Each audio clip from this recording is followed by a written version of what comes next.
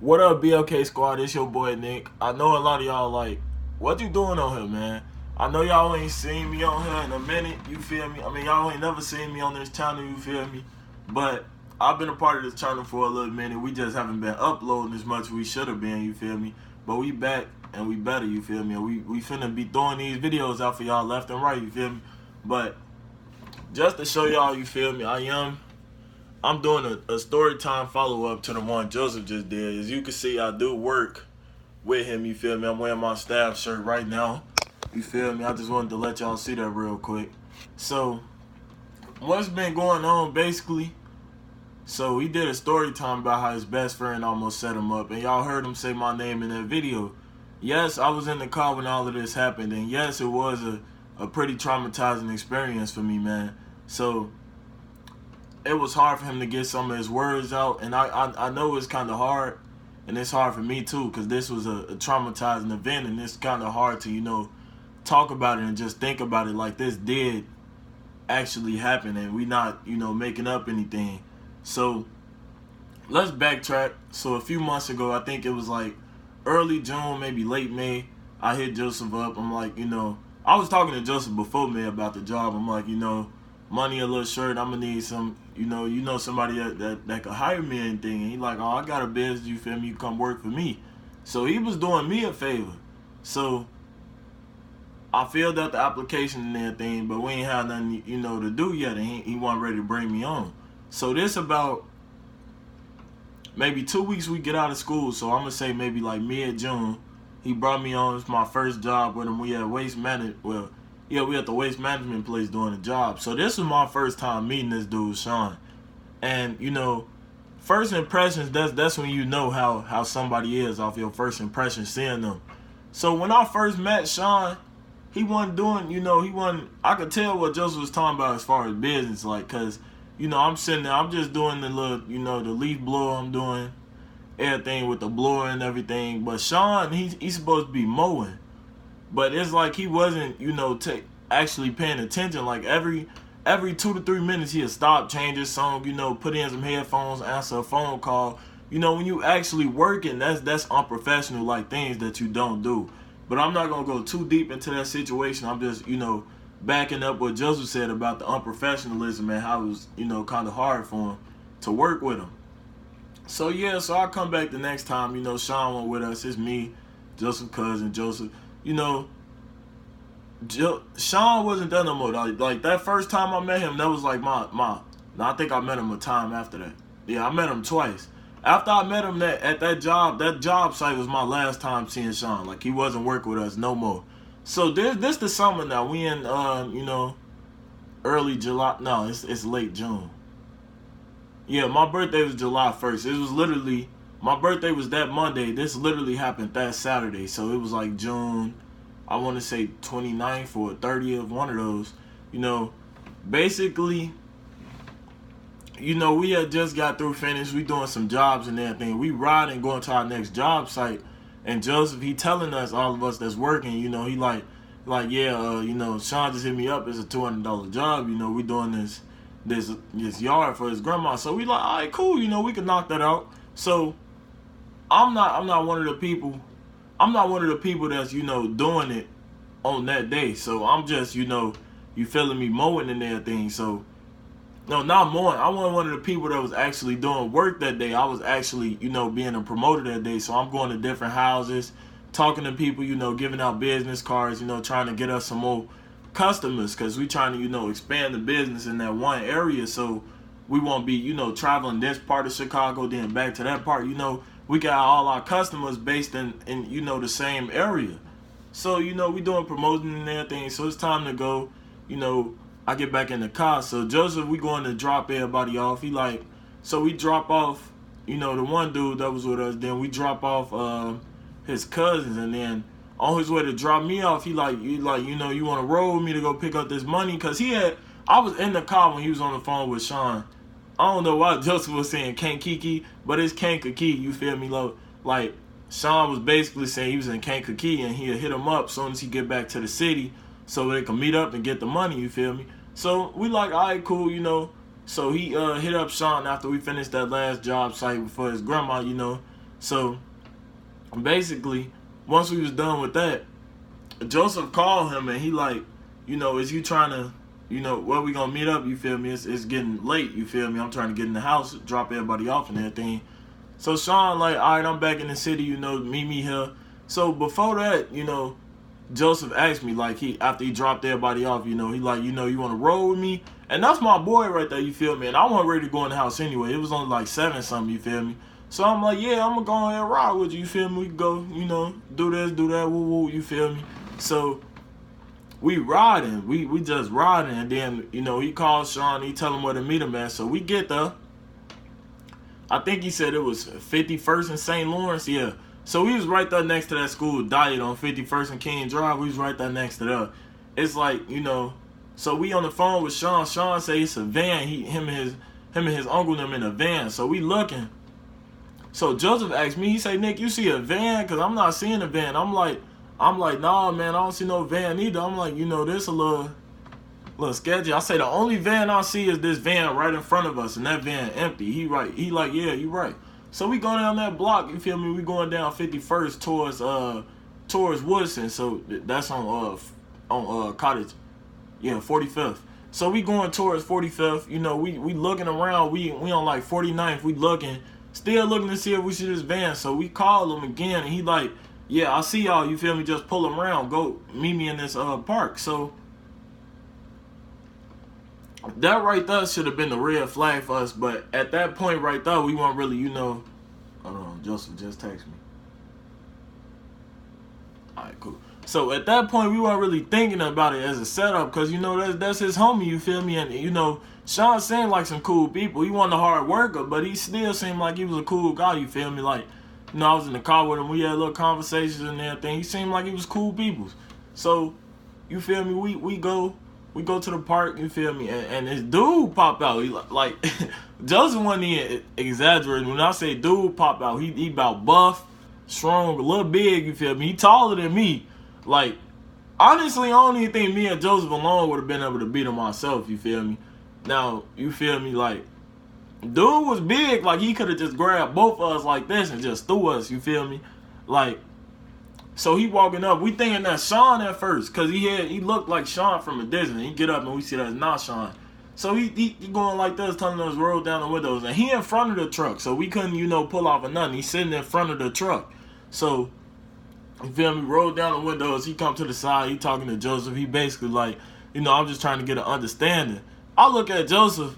Joseph look at me. We understanding. What you need an understanding for? Like, what's to understand that your nephew called us and said his grandma needed this yard done. Feel me? And they gonna pay us. What you need to get an understanding for? Like, we just need the money so we can get up out of here. So he like, yeah, I'm just trying to get an understanding. So we like, all right, cool. So he like, yeah, just pull it back right there in the park. So I left out the part that Joseph said already before they came. We went into the park at first. There wasn't nobody around. We still ain't see Sean. So we just pulling around the lot. And then when we got around, that's when we saw dude walking up. You feel me? So we see him. And then he like pulled back right there, just park. You feel me? So we going back. We getting ready to park. And as we parking, dude, like, he staring at us, you feel me? But Joseph, this where his, you feel me, the nigga instincts come in. Like, you know when something ain't right. So we had already looked at each other, gave each other that look, like, you feel me, like, this ain't right, you feel me? So Joseph, like, you know what? He pulled back. And dude not in front of the car no more. Because at first, if dude would have stayed in front of the car, it wasn't no way we could have got up out of there. Because we would have had to hit him to get up out of there, you feel me? But dude walking around to the side of the cars because we finna pull it back, so we straight. So we get the bag and back. All I see is Joseph put it in drive. We skirt off. We gone. Skirt, you feel me? Like, we gone. And then, it get to a point where we just on, we had running around. We on like 45th, 43rd, one of those. We by his old school, so I think we was on like 45th. Yeah, we was on like 44th or 45th. So we pulling around, we on 45th. It's this little side block. So while we driving around, you feel me, on the phone with Sean, he like, that look a little sketchy because Sean, like, why you pull off, you feel me? We like, he came up on some other stuff. Like, he looked like he was finna real life hit Joseph, you feel me? And, you know, it was cool though at first. And then, you know, Joseph talking to Sean, he like, you know, tell him I ain't mean no harm. It's just, you know, you would be scared if somebody came up to you like that too. Like your first mind would be to, you know, don't trust this, you feel me, something going on. So Sean like, yeah, you right, you feel me, I see where you coming from and everything. So we like, cool. So we like, all right, you want us to pull it back around on you so we get the money? Yeah. So I'm telling you, like, this whole time I'm looking, like, I'm watching around us. I don't see no trucks, nothing in our way, like, not following us or nothing, bro. Like they had to have some type of, I don't know, like, it's hard to explain, but, like, I swear to God, like, we make a left on this block. This blue truck just coming straight forward to us. So I'm like, all right, cool. They just trying to get out the block. So Joseph, you know, bag back so we can let them out. So Joseph bagging back. And as we bagging back, this truck like speeding up towards us. And we like, what the you feel me? And then, you know, behind us, you know, I'm looking behind us and stuff. And then it's a red truck turn. The red truck come to us like they trying to ram us. Like we in the middle and they literally like closing in on us, like trying to ram us. So when it get to a point where we couldn't move, you feel me, like this dude pop out the red truck, he say something about the truck, we like, oh no, we see him like let me stand up so y'all can see how he was. Like he go like this, you feel me, like he finna reach for a gun, you feel me, like he going like this, pulling something out, he go like this, you feel me. But Joseph, you know, that's where the nigga instincts came in again, you feel me. Joseph, he pulled back towards the truck, he make a quick right, you feel me, we go straight through this field. We gone. I'm looking behind us. My heart racing because, you know, this dude just almost killed us. You feel me? I'm looking behind us. I see dude. That blue truck. The blue truck following us, like zooming through the field. I see the red truck going around. So I'm like, Joe, I think they trying to meet us around. You feel me? But we straight because, Joe, you know, luckily, like, that field was right there. If that field wasn't right there, I don't know what would have happened, man. If that field wasn't right there that day, you probably wouldn't be seeing this video right now, man. You'll probably be seeing me and Joseph on the news somewhere, you feel me? But, you know, he pulled through the field and everything, we gone. So when we get on King Drive, it's like at a point, like, we just making sure these niggas ain't following us no more. So, you know, running red light, speeding and everything, you feel me? I done saw 12 a couple times, but they wasn't on nothing because they was pulling people over, you feel me?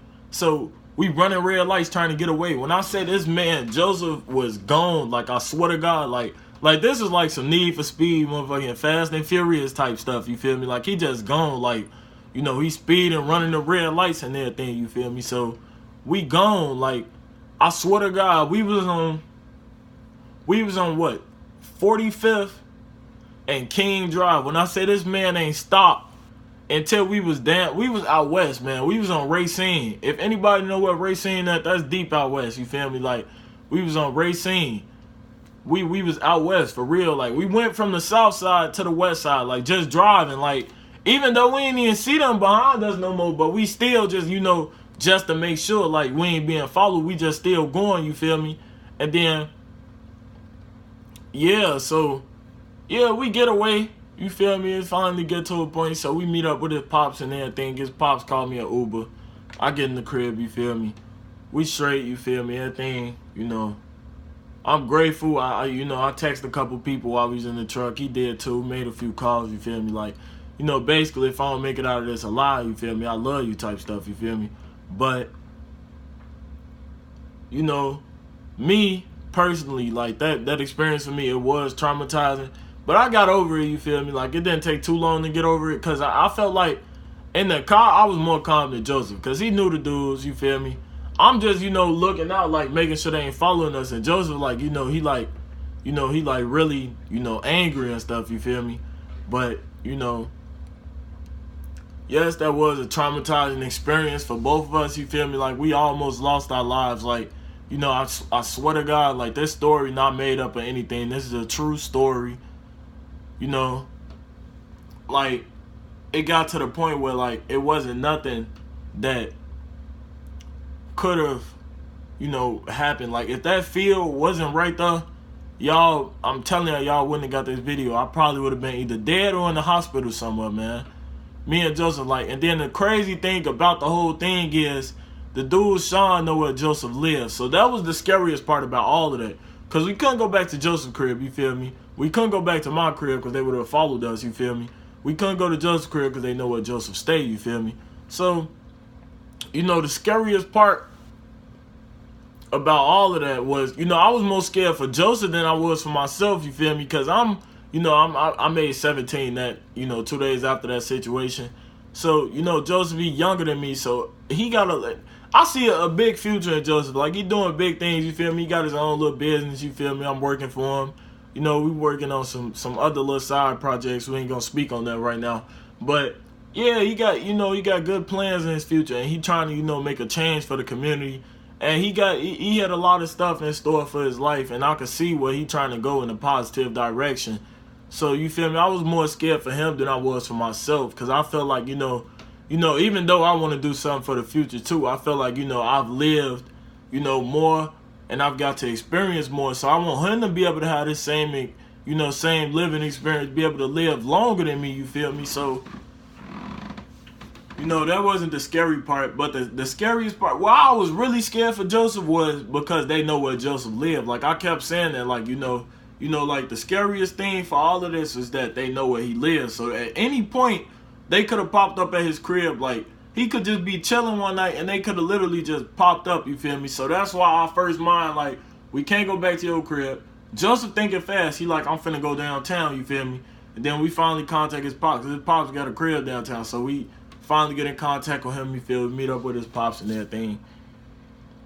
But yeah, you know, I ain't trying to make this video too long. I just had to, you know, tell my side of the story. And, you know, I see how it was hard for Joseph to get this story out too, because it's a traumatizing event, and, you know, it's something that, you know, really could have changed our lives. Like, we could have been dead or, you know, in the hospital today. And thank God, you know, that we got away from that situation and that we didn't, you know, end up, you know, hurt or seriously, you know, injured or anything. But yeah, it just shows you, like, you know, the people that you trust the most, you feel me, could turn on you at any point. Like, you know, like, that man Sean, like, I could tell Joseph had a lot of love for that man. Like, Joseph would have did anything for that man. Like, he was like family to him, you feel me? But for you to stab somebody in the back like that, you feel me? Like, you almost get this man's life taken away after he done did everything for you, man. Like, he ain't did nothing but, you know, help you. You feel me? Like, that really hurts, you feel me? But that just goes to show, you feel me, you can't really trust nobody. That's an unedited video, you feel me? You can't really, you know, be sitting there trusting everybody, you feel me? Like, everybody that say they with you might not really be with you, you feel me? Like, you know, it's a it's a song by Polo G. Picture this. I think he said, focused on the bag or focused on the money, but I see the snakes in my peripheral, you feel me? Like, basically what he's saying is, like, you know, you getting all this fame and all this success, you know, people with you, but you still gotta be mindful. Like, some of these people, like, just imagine if you didn't have what you had, would they still be there with you, you feel me? Yeah, like, that stuff, you know, it really got to me that day. You know, it was a traumatizing event. I got over it. I'm cool about the whole situation, you feel me? Me and Justin still working, you feel me? As you could tell, I'm still wearing the staff shirt. Yeah, but, you know, you feel me? It's your boy, Nick. You know, be safe, y'all. Put the guns down, all that. You feel me? It's your boy, Nick, from the BLK Squad, and I'm signing out.